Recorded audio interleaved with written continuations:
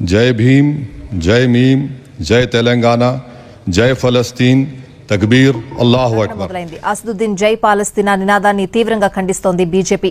మన దేశంలో ఉంటూ మన రాజ్యాంగాన్ని అవమానించడం సిగ్గుమాలిన చర్య అన్నారు కేంద్ర మంత్రి కిషన్ రెడ్డి.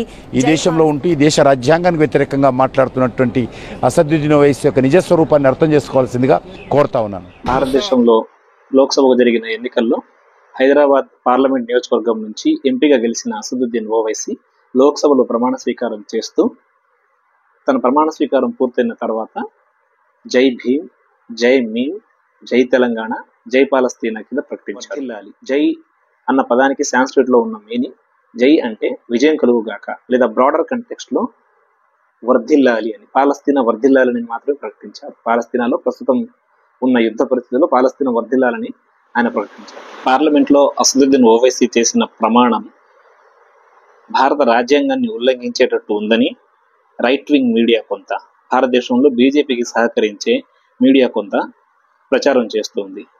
అసదుద్దీన్ ఓవైసీ చేసిన ప్రమాణం భారతదేశ రాజ్యాంగాన్ని ఉల్లంఘించేటట్టు, భారతదేశ రాజ్యాంగాన్ని తిరస్కరించేటట్టు ఉందని, కాబట్టి అసదుద్దీన్ ఓవైసీ భారత రాజ్యాంగంలోని క్లాస్ 1 సబ్ క్లాస్ డి ప్రకారం ఆయన్ని పదవీచ్యుతుడిని చేయొచ్చని, అంటే డిస్క్వాలిఫై చేయొచ్చని చెప్తా ఉంది.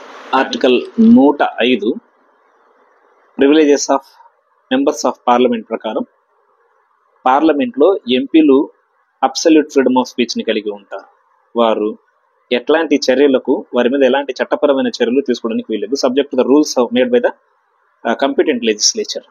సో అసదుద్దీన్ ఓవైసీ భారత రాజ్యాంగాన్ని ఏమాత్రం వ్యతిరేకించలేదు, తిరస్కరించలేదు. భారత రాజ్యాంగాన్ని గౌరవిస్తూ భారత రాజ్యాంగం ప్రకారం ప్రమాణ స్వీకారం చేసి లాంగ్ లీవ్ పాలస్తీన్ అన్నారు. కాబట్టి పాలస్తీనా వర్ధిల్లాలని కోరుకున్నారు. ఇందులో భారతదేశాన్ని ఎక్కడ తక్కువ చేయలేదు.